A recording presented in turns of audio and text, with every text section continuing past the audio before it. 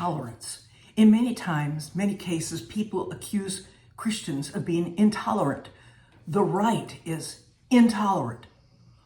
Well, what does the Bible say about tolerance and being intolerant or tolerating things? It's very different from what the world says. You see, the world definition in the dictionary of tolerance or to tolerate things is interest in or concern for an openness towards ideas, opinions, practices that are different from your own. That's what the world says. It's the act of passively allowing something, especially something wrong, by failing to prevent or stop it. Or how about this one? A fair, respectful, and permissive attitude or policy towards people whose opinions, beliefs, and practices differ from your own. Or from the majority. It is freedom from an insistence on conformity. That's the world's definition. That's how they want you to act. What does the Bible say? You know, the word tolerate is not used in the King James Version. I had to go to the New American Standard Version to find the word tolerance or tolerate.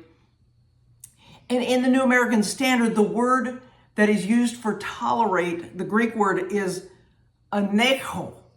A-N-E-K-H-O. This is the phonetic pronunciation. The biblical usage of this is to hold up, to hold oneself erect and firm, or to sustain, to bear, or to endure. In the King James, this word aneho is translated to suffer, to bear with, to forbear, or to endure. So you see, that's not exactly tolerate. But let's look at where this word is used in the Bible. I'm going to read you a couple verses, but for the most part, I'm just going to summarize for time's sake. In Matthew 17:17, in Mark 9:19, and in Luke 9:41, Jesus says, "How long shall I put up with you?"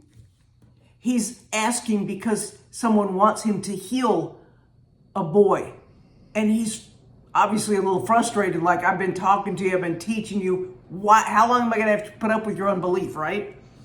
In 1 Corinthians 4:12, Paul says we are to endure or put up with persecution.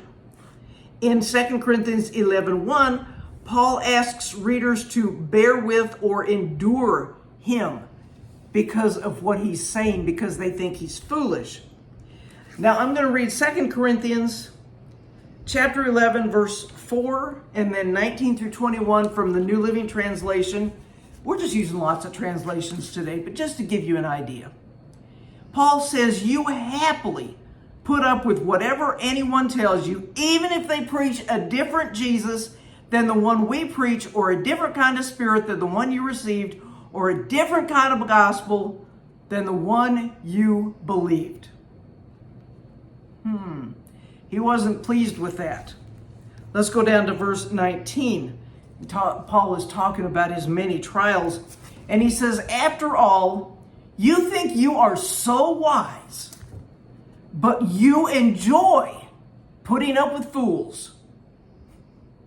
Strong language there. You put up with it when someone enslaves you, takes everything you have, takes advantage of you, takes control of everything, and slaps you in the face. I'm ashamed to say that we've been too weak to do that. You know, that sounds like what... Okay, I'm on the right. I'm just going to say this is what the left wants us to do as Christians. They want us to put up with them. They want us to give up everything. They want to take advantage of you. They want to take control of you and slap you in the face. That's tolerance? Let's go on. We're going to go to Ephesians 4:2, where this is where tolerance actually comes in. We are to show tolerance for one another, fellow believers, in love. So, when it comes to a fellow believer, yes, we are to tolerate their foibles. Not because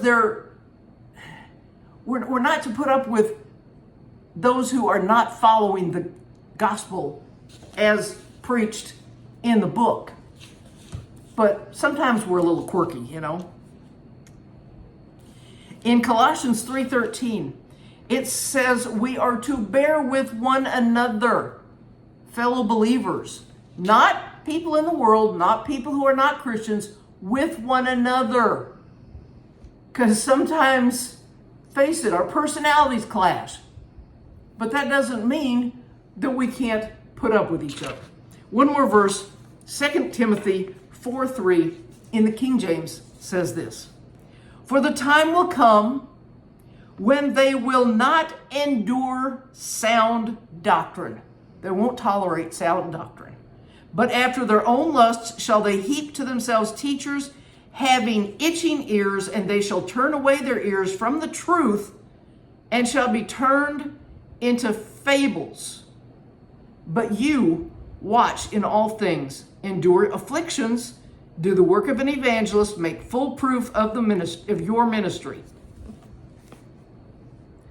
So yeah, I think we're at that time where people have itching ears. They want to hear what they want to hear. They don't want to hear what they don't want to hear. They don't want to put up with or endure sound doctrine. You know, the Bible does not say put up with sin. The Bible does not say put up with things that are not pleasing to God. And if you're wondering what's pleasing to God, I refer you to the book.